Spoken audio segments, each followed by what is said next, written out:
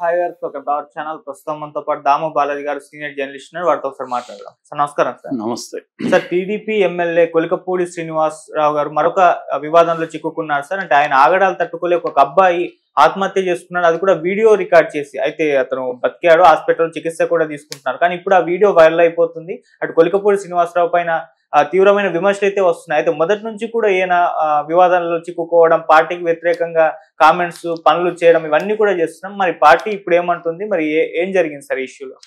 కొలికపూడి శ్రీనివాసన్ ముందు నుంచి కూడా ఆయన వివాదాస్పద వ్యక్తి. గతంలో కూడా ఆయన బీజేపీ నాయకుడిని లైవ్ లో చెప్పుతో కొట్టాడు. దాని తర్వాత ఆర్జీవి తలకు ₹1,00,00,000 ప్రకటించాడు. ఆర్జీవి తల తీసుకొస్తే ₹1,00,00,000 ఇస్తానని.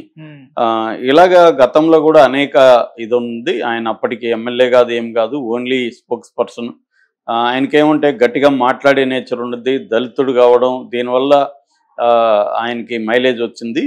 రెండోది, ఇలాంటి డ్యారింగ్గా ఉండి ప్రత్యర్థుల్ని వైసీపీ వాళ్ళని తిట్టడం అనేది బాగా కలిసి వచ్చింది. దాంతో ఆయనకి తిరువూరుకి ఎమ్మెల్యే టికెట్ ఇచ్చారు. అక్కడ తిరువూరు ఎమ్మెల్యే అయినప్పటి నుంచి కూడా ఆయన వైసీపీ వాళ్ళని పక్కన పెడితే తెలుగుదేశానికి సంబంధించిన అనేక మందితో ఆయన రచ్చ చేస్తున్నాడు. రెండోది, అనేక మందిని వేధింపులకు గురి చేస్తున్నాడని గతంలో కూడా ఆయన మీద ఇవ్వచ్చింది. చిట్యాల సర్పంచ్ శ్రీనివాసులు ఆయన భార్యను వేధిస్తే ఆయన భార్య ఆత్మహత్య పురుగుల మందు తాగింది.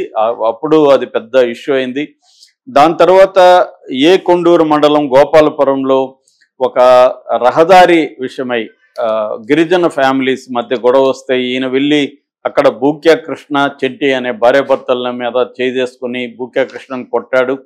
దాంతో ఆమె కృష్ణ భార్య చెంటి అని ఆమె పురుగుల మందు తాగింది, ఆత్మహత్య ప్రయత్నం చేసింది.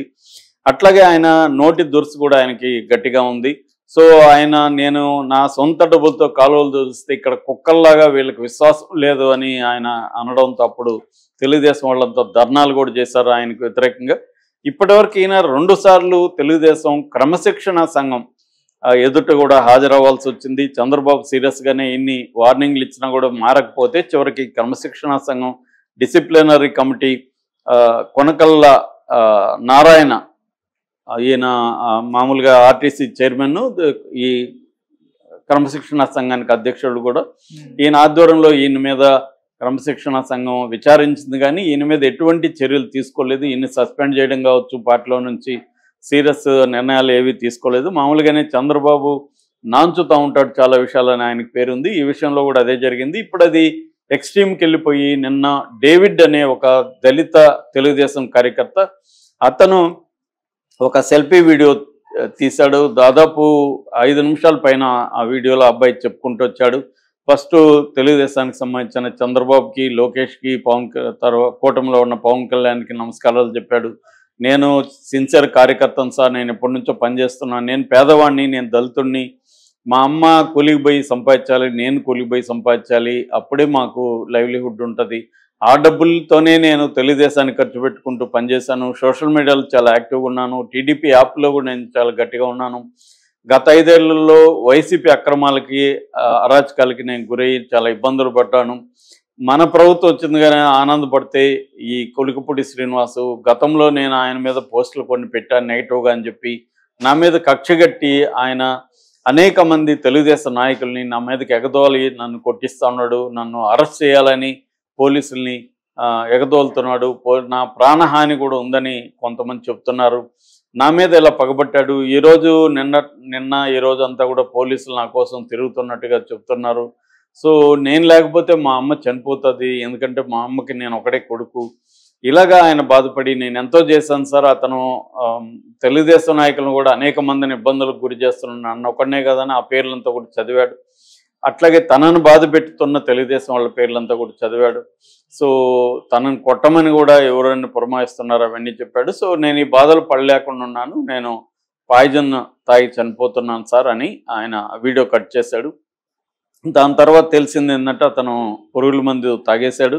బట్ వాళ్ళ బంధువులు తీసుకొని హాస్పిటల్కి తీసుకెళ్లారు. ఇప్పుడు హాస్పిటల్లో ఉన్నాడు. అతని కండిషన్ అయితే సీరియస్గా ఉందని చెప్తున్నారు. ఇదొక్కసారిగా మళ్ళీ వైరల్ అయింది. అంటే మనకి తెలుగుదేశం కూటమి ప్రభుత్వం వచ్చినాక ఎమ్మెల్యేల అరాచకాలు అనేవి బాగా పెరుగుతున్నాయని తెలుగుదేశానికి సంబంధించిన ఈనాడు జ్యోతిని విపరీతంగా రాస్తున్నారు.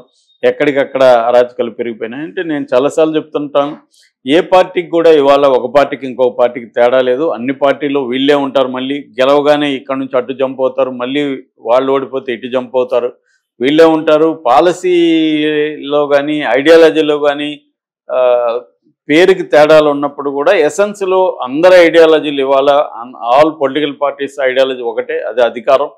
అధికారం కోసం ఏమైనా చేయొచ్చు. మామూలుగా గాంధీ అన్న ఫిలాసఫీలో ఏంటంటే, మనం చేరుకునే మార్గం చేరుకునే గమ్యం వెళ్ళే మార్గం రెండు కూడా పర్ఫెక్ట్ ఉండాలి. మార్గము బాగుండాలి, గమ్యము బాగుండాలి, ఉన్నతంగా ఉండాలి అనేది గాంధీ అన్న ఫిలాసఫీ. కమ్యూనిస్టులు ఏం చెప్తారంటే, గోల్ మంచిదైతే మార్గం ఏదైనా ఓకే, గోల్ ఏ రూట్లో అయినా గోల్ చేరుకోవడం అనేది ఇంపార్టెంట్. గోల్ మంచిదిగా ఉండాలి తప్ప మార్గాలు ఏవైనా ఒకటే అనేది కమ్యూనిస్టుల సిద్ధాంతం. ఇవాళ రాజకీయ నాయకుల సిద్ధాంతం గోల్ బాగుండాల్సిన అవసరం లేదు, మార్గం కూడా బాగుండాల్సిన అవసరం లేదు. గోల్ అంటే మన గోలే, మన అధికారము, మన డబ్బు, మన పరపతి, ఇదే గోలు. దీన్ని రీచ్ అవ్వడానికి ఏమన్నా చేయొచ్చు. అన్కాన్స్టిట్యూషనల్గా వెళ్ళొచ్చు, చంపేయచ్చు మనుషుల్ని, ఇతరులను అబద్ధాలు ప్రచారం చేయొచ్చు, ఎంత నీచానికన్నా దిగజారచ్చు, తప్పేం లేదు అన్న ఇది వచ్చింది. ఇది కేవలం రాజకీయ రంగంకే కాదు, మొత్తం పౌర సమాజంలో కూడా వ్యక్తుల ఇది కూడా ఇదే వచ్చింది. వ్యక్తులకి అందరికి ఇవాళ గోల్ ఏంటంటే డబ్బు సంపాదించడం, మోర్ మనీ మోర్ హ్యాపీనెస్ అన్న ఒక దీంట్లోకి మొత్తం సమాజమే వెళ్ళిపోయింది. కాబట్టి రాజకీయాల్లో కూడా అదే ప్రవేశించింది. అందువల్ల ఏ పార్టీ అధికారంలోకి వచ్చినా ఇవే వినిపిస్తూ ఉంటాయి. అందుకని ఏదో సామెత ఉంది, తాజా వార్తల కోసం పాత పేపర్లు చదవండి అని. సో ఇప్పుడు మనం పాత పేపర్లు చదివితే ఏముంటుంది, ఇప్పుడు అదే ఉంటుంది, ఏమీ తేడా లేదు. గతంలో వైసీపీ, ఇప్పుడు కూటమి ప్రభుత్వం తప్ప కింది స్థాయిలో ఏమీ లేదు. అదే ఎమ్మెల్యేలు, అదే నాయకులు, వాళ్ళు మళ్ళీ డబ్బులు సంపాదించుకోవడం కోసం ప్రజల్ని, కార్యకర్తలను ఇబ్బందులు పెడుతున్నారు. అప్పుడు జగన్ పరిపాలనలో కార్యకర్తలు ఎంత ఇబ్బందులు పడుతున్నారో ఇప్పుడు కూటమి ప్రభుత్వంలో కూడా కార్యకర్తలు అంతే ఇబ్బంది పడుతున్నారు. కార్యకర్తలు చేసుకోవాలి. ఇలాంటి కార్యకర్తలు ముఖ్యంగా డేవిడ్ లాంటి పేద కార్యకర్తలు కష్టపడతారు. వాళ్ళకు ఏదో ఒక కారణంతో వాళ్ళు పార్టీ కోసం పనిచేస్తారు. కానీ అధికారం వచ్చినాక మళ్ళీ వీళ్ళే బాధితులుగా ఉన్నారు. ఒక్క డేవిడ్దే కాదు, ఇది చాలామంది ఈ కూటమిలో కార్యకర్తలు పోస్టులు పెడుతున్నారు, వాపోతున్నారు. కొంతమంది ఇన్ఫ్లుయెన్సర్ల దగ్గర, సార్ మాకు ఇబ్బందులు ఉన్నాయి, మీ పర్సనల్ నెంబర్ ఏంటి సార్, మేము చెప్పుకోవాలి, మేము ఎవరితో చెప్పుకోవాలి సార్ అని వాపోతూ ఉన్న పోస్టులు కూడా బాగా పెరిగాయి.